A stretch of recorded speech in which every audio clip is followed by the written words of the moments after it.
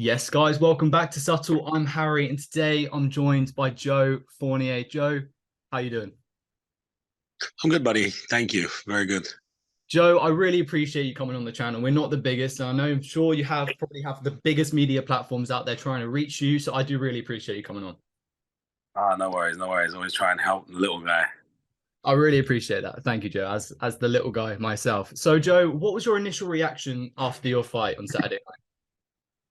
I was just shocked from the first minute. I knew exactly what happened, that they would allow that to happen. Like I said, I felt his underhook under my right arm, and then he just came through with the elbow. The fist was nowhere near. I saw the fist go past my face, you know. And I mean, it's just a straight disqualification, really. And at worst case, a no contest, But the fact that the ref is right there staring at it and they just let him get away with it was a bit very disappointing for the integrity of the sport. So when you were in the ring, did you know immediately that he hit you with the elbow? Could you feel it in the fight? Yeah. I know what a glove feels like, and I know he hit me in the face with the glove. Didn't have that reaction, did I? He hit No, me with a no, you few, did, yeah. and I walked through them really. So no, I was I know exactly what an elbow feels like, compared to a boxing glove. Right, right. Do you think he did it intentionally? I believe the way that listen, that technique is a trained technique. You don't do that by accident. You don't take someone's underhook, lean him into an elbow. Watch it back. Now I've told you that. Everyone go watch it back and see what that technique is. That's a Muay Thai technique. He trains out of a Muay Thai and MMA gym. And I know what his coach said to me afterwards. So I know that they had planned that. I'm not going to keep it to myself for now. Let the appeal happen on Friday. That was a pre-planned attack, in my opinion. So you just said KSI's coach said something to you. Can you give us any hint to what he said? No, it was very out of order. Okay, okay, okay. I'm sure we'll find out in time what that And was. it makes perfect sense to this scenario that we have now. Okay, okay, okay. So KSI coach and KSI are two different people, but I know they train for that.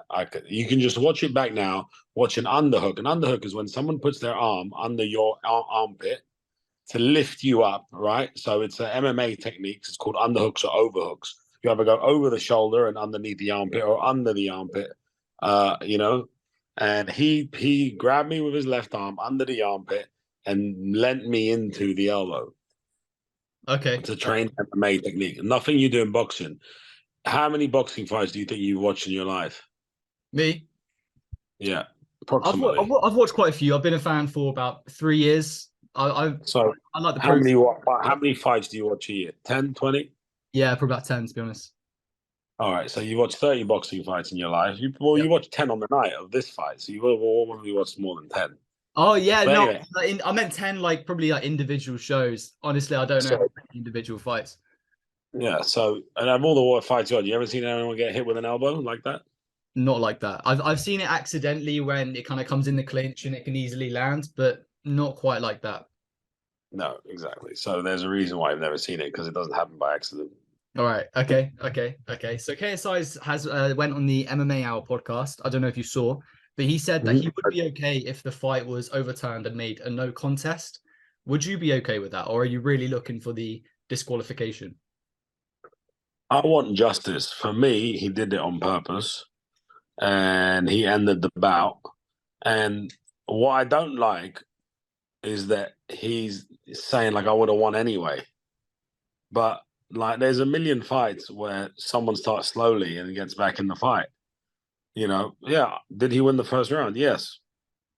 Was he winning the second round? I don't think so. It was going for 30 seconds. I started to land some shots. Just before that combination, I'd landed a left hook right hand that Right. pushed him back, right? Every jab in that round, I jabbed with him and he went back. You know what I mean? So clearly I was doing much better in round two than round one, right? Yeah, You agree with that I statement? agree. I agree. I agree. So then what would have happened in round three? I was getting in my groove. Remember, I'm 40 years old, so it takes me a minute to get going. And B, I hadn't fought in a year and a half, so I was getting the rust off, get my eyes going. And three, I'm a 12 round fighter. So, my last fight against David was 8 rounds. So it's like I know there's plenty of time. It only takes you like and to set someone up. You don't go all out guns blazing round one. As soon as I felt his power in round one when he hit me, and I realized he doesn't have much power, like he can't knock me out because he hit me with a flush right hand. If I'd hit him with that same shot, he'd be asleep. So when I realized actually he doesn't hit that hard compared to professional boxers, and I was like, okay, so now let me just take my time and get my time. I don't need to throw a lot. Let me conserve my energy because the whole plan, for me was let's see what he can do and then let's turn it up. So it's disappointing to say like, oh, I would have done this anyway. Well, I would have been my aunt. My aunt would be my uncle if she had balls. You know, Right. doesn't mean anything. So I just think that they, haven't had an apology. If he really truly believes, like he said on the MMA, like it should be a no contest, is what he said. Well, call me up and say sorry, man. Fuck the whole night up. Didn't mean it. Send, he has my Instagram. He has my, sure, he can get my phone number off his manager. I haven't had any contact with him. If he said, Joe, look, man, I swear to you as a fuck up, I would never do that to you. I want you to come back on Misfits. I'm going to write to the PBA myself and say it should be a no contest because you're right. I'm not a cheat. I'm not a wanker. I like you or I don't like you, but I'm still not a cheat. Right. I'd be like, all right, cool. Respect the dude. But, where his coach is lying about things on Instagram saying, oh, he called me up and threatened me. I never called the guy in my life to threaten him, let alone since we've agreed to fight. Never spoke. Like, I've known him for years, that guy. So just lying because they feel embarrassed about how they treated me. Do you know what I mean? Has anyone, And whether that be what? MAAMS, has anyone from Misfits reached out to you? Whether that be MAAMS, Kala?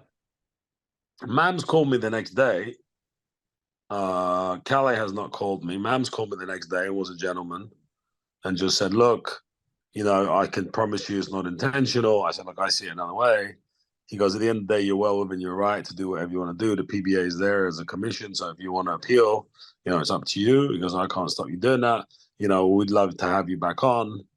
And I know he tweeted about me versus Tyron Woodley. Yeah. So whatever. MAAMS always been a gentleman in this scenario. I have no bad words to say about MAAMS. Haven't really had much interaction with KSI outside of press conference stuff. So I don't really know him, on a personal level.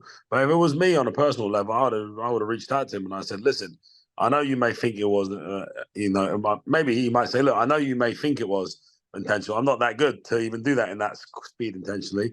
It just looks like it, and it wasn't intentional. I'm sorry. I do agree it should be a no contest. You didn't lose because the thing that did make you go down was the elbow.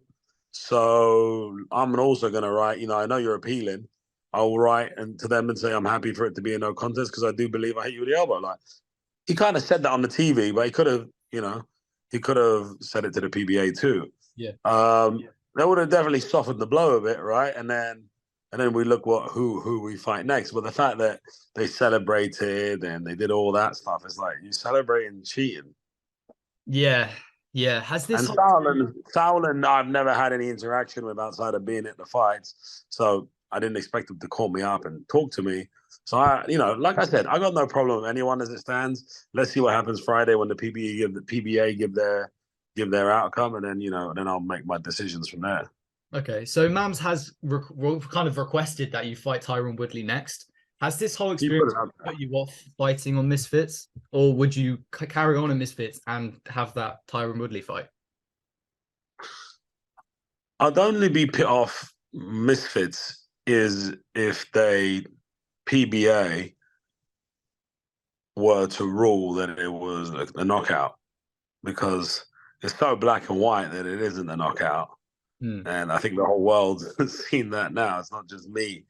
So for them to say the standard a knockout, then I would be very begrudged, because I would be like, well, that's something that's technically, like in everyone's eyes, not true, including the guy that threw the elbow, right? He even said, yeah, he's not a cheat and it should be a no contest. So if they were to uphold their decision on the night, then I wouldn't, I would have no interest in being a part of something like that. If they rectify it from the way that I see it, or if they say, oh, like it's clearly an elbow, clearly was intentional, whatever, then there was no reason why. And even if he doesn't want a rematch, he said on MMA like, oh, no one wants to see it. That's rubbish. feel like it was such an easy fight, and he's playing it off because he's never hit anyone straight in the face and they didn't go down, and he don't have a plan B. That was his plan B, Right. you know. So now, like, oh yeah, I don't want to fight him. Nah, yeah, no one's to see it. That's rubbish. Everyone wanted to see this fight. Why would they not want to see what really would have happened? I think there'll be more interest for people to see what really would happen. But like I said, I don't have a personal vendetta against KSI. Never have, never did.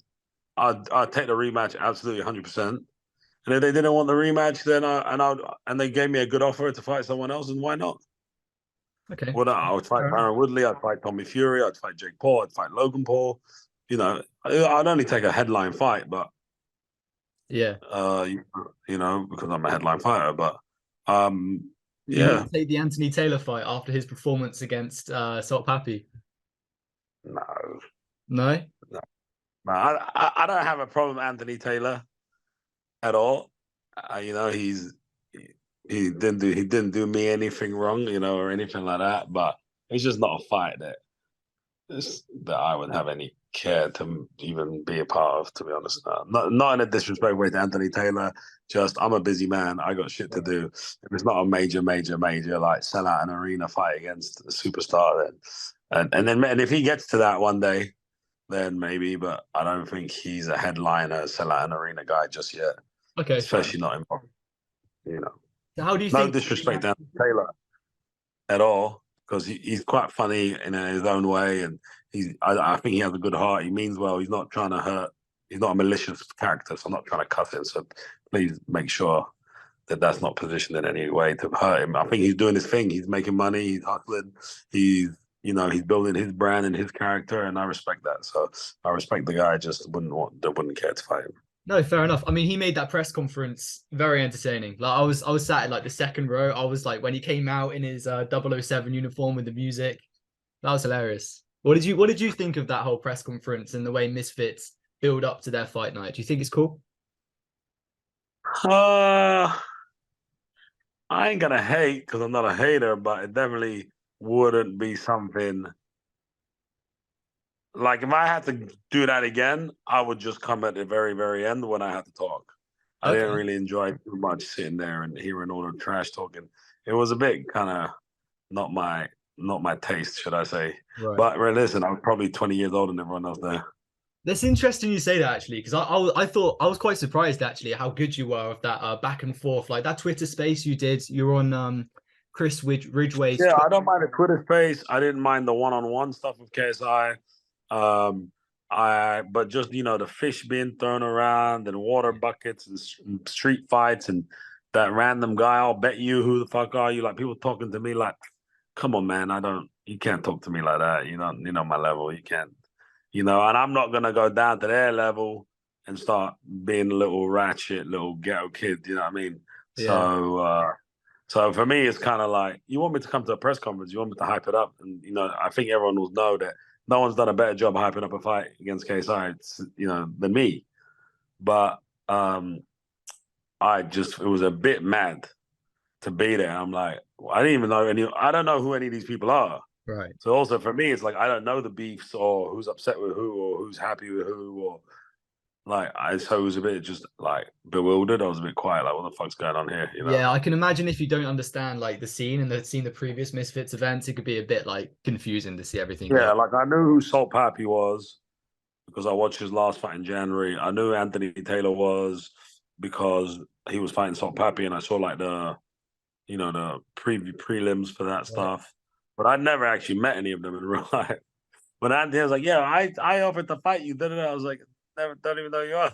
I didn't, never seen you in my life. I hadn't." So it I was know you weird. don't have too much time, but I do want to get your opinion on who KSI is going for next. Tommy Fury. How do you think that fight goes? I think Tommy Fury wins. Can you give me anything else? Do you see it by KO, by decision? I think Tommy Fury is going to do exactly what I was going to do over the rounds, which was just wear him down and then catch him. He was slowing down at the end of the first round. Look at his mouth towards the end of the first round when he tried to go for hell for leather with me and realized I was still there. He was like, he was like blowing. And I think like he's never actually done 6 rounds against anyone since Logan Paul. Hmm. Well, I think that's 4 rounds anyway. He's never done the rounds, so like that's the thing is like when you can go hell for leather in the first round, but what you can do in the 6th round, I think Tommy Fury's proven that he can do the rounds at a good tempo for a period of time, and I think that he'll be too good on the night. Joe, I really appreciate you coming on. Like I said at the beginning, thank And you. that's not hating, by the way, that's not hating on KSI's skill or anything like that. I will say he was much faster than I thought he'd be. Now, that's his strength, actually. He's fast. He's very fast. He has average power, like nothing that's gonna rock your lights out. But he is fast. He's faster than most at that weight division. So that's his strength, not his power. Actually, I know saying how great power sells to the kids, but actually, from a boxing technical standpoint, because he's fast, and I think Tommy might struggle with that being a much bigger guy on the night. But I think he's experienced enough to get his timing. Like I was getting his time in the 2nd round, and that jittery movement he does, the bounce and stuff. So I think he'll just grind him down 2nd, 3rd, 4th round, and then then he'll be potting off because KSI kind of doesn't have much defense at all. So, that was the plan is just let him tire out and then you got 3 shots at him. And that's even the 2nd round to land the left hook right hand so early in the fight for me. I was a bit like, oh, his head's just there. Let me throw it. And it lands, Yeah, right. So yeah, but again, like you expect that from a guy that's only been fighting for 2, 3, 4 years. But like I said, in the 1st round, he had a great 1st round and he should be very proud of himself. He won that 1st round fair and square. Joe. Didn't have to elbow to win. Wait, what's that? What's that? He didn't have to go and elbow me though to win. Yeah, I mean, hey, if the rematch happens, I think you need to train with Conor McGregor a bit, work on the elbow defense. Yeah, exactly. Joe, thank you so much for coming on the channel. I really All right, appreciate it. buddy. Take care, man. See you later. Thank you so much.